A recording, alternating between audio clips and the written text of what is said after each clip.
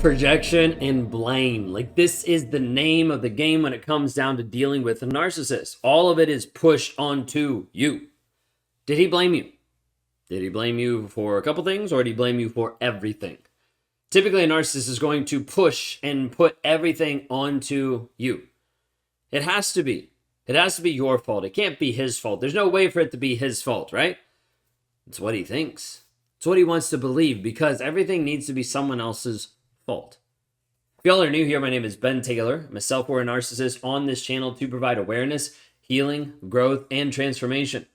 The goal in what I do is to help break some of your frames about who you are, the abuse that you've been inside of, and the healing process so that you don't have to stay stuck in the cycle of abuse and the trauma bond, dealing with triggers every single day that spiral you out and don't let you actually live as the person you're called to live.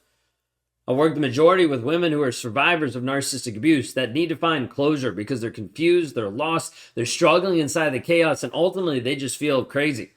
Building them up in their confidence, building them up in actually knowing who they are, building them up in their certainty, and helping them rise.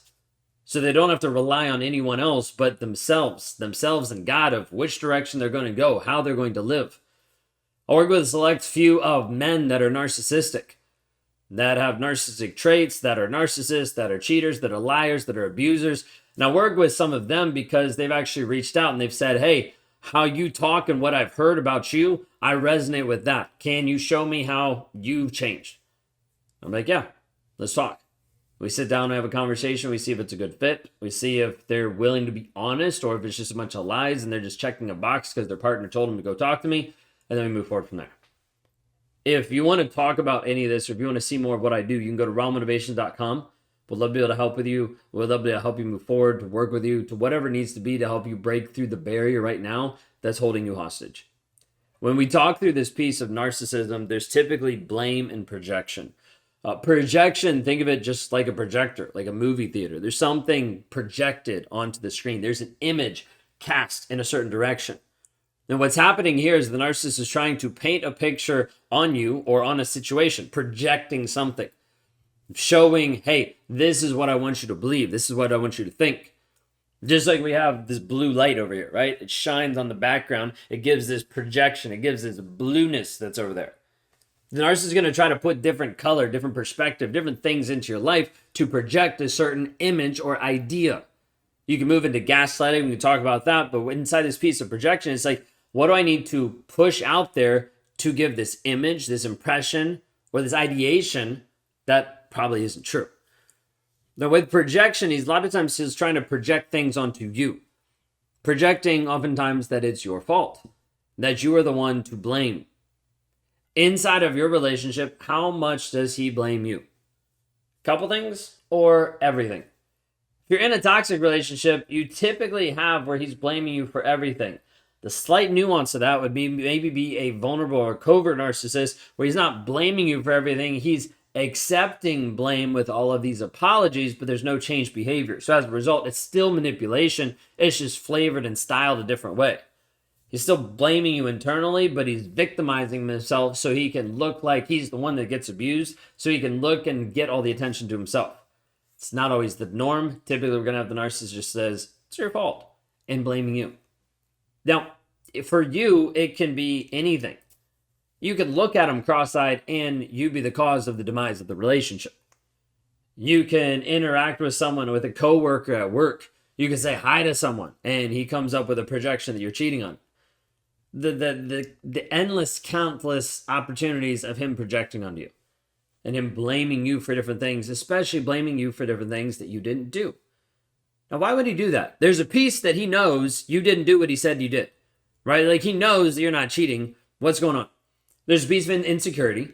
Well, he's insecure because he's already cheating on you, so he thinks you're going to do the same. There's insecurity because of losing control over you. Wait a second, she's mine. Well, now she's interacting with someone else. No, you're mine, right? There's a piece of control. Inside the piece of projection and blame, oftentimes is trying to get you to accept something that's not actually true, to manipulate and control your mindset, your thought process. Then we're stepping into more gaslighting.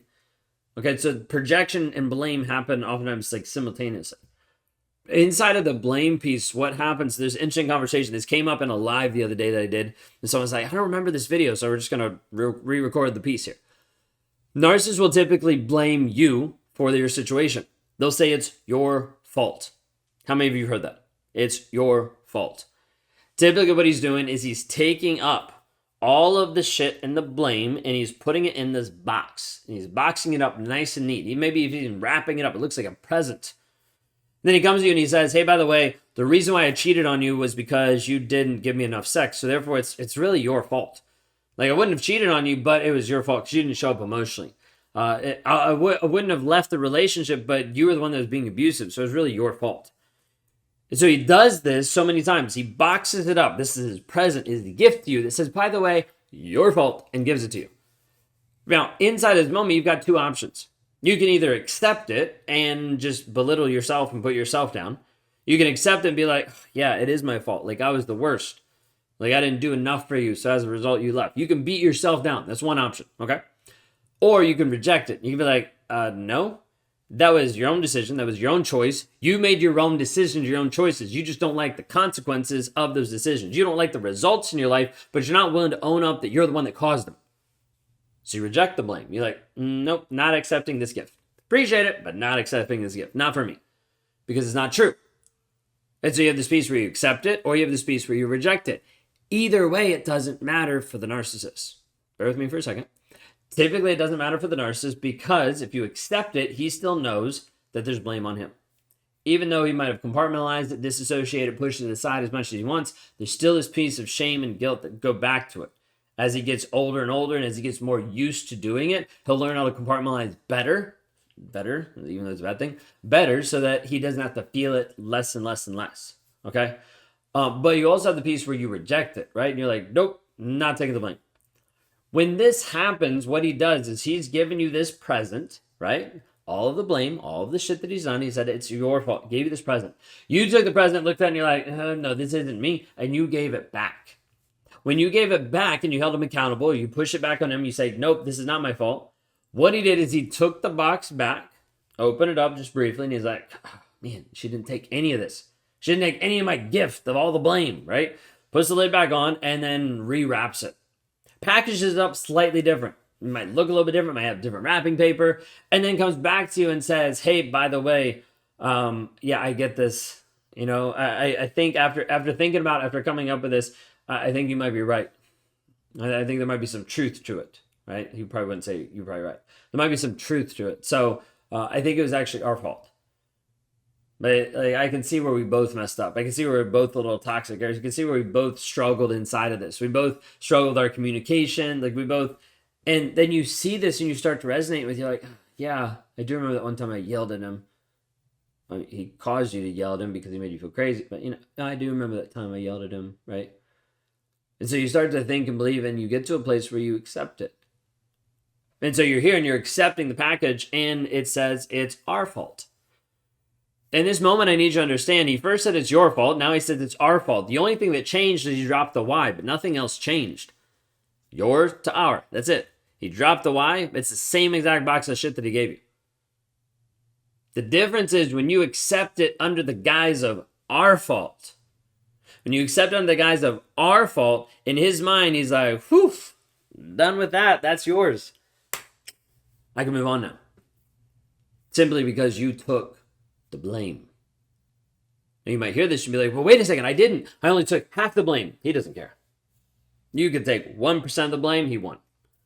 1% of the blame, he's out. 1% of the blame, whoo, don't have to worry about that anymore because it wasn't my fault. Thank you. This is how a narcissist will think.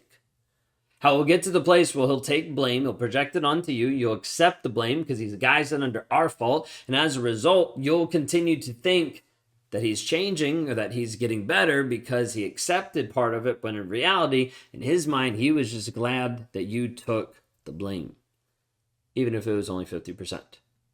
His mind, 1%, is 100% on you.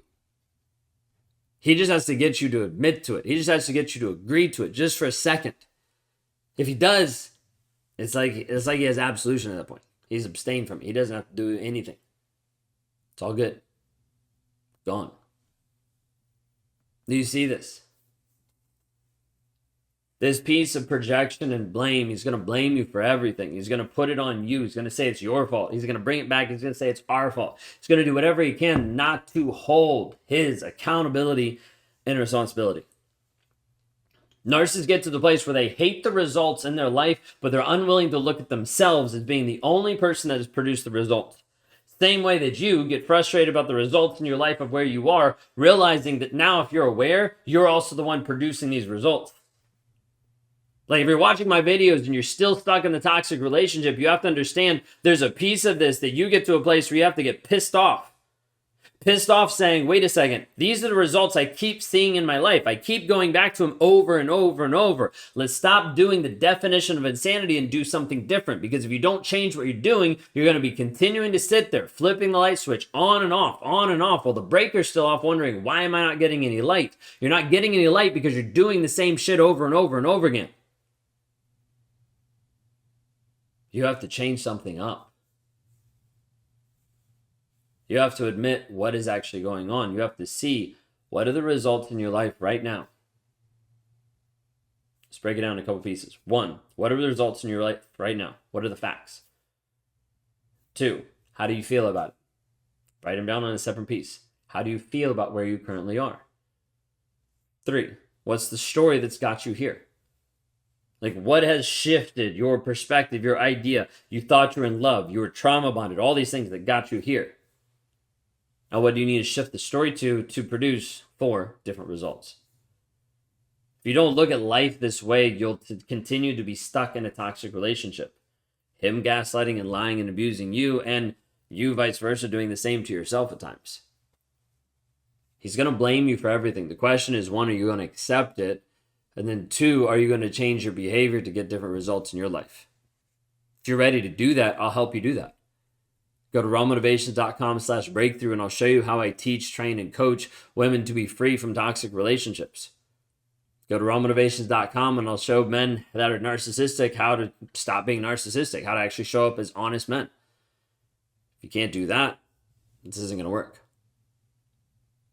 This piece of growth and transformation, you have to see that the results that are in your life now, you're responsible for. So if you want different results, you have to take different actions. If you don't take different actions, don't expect different results.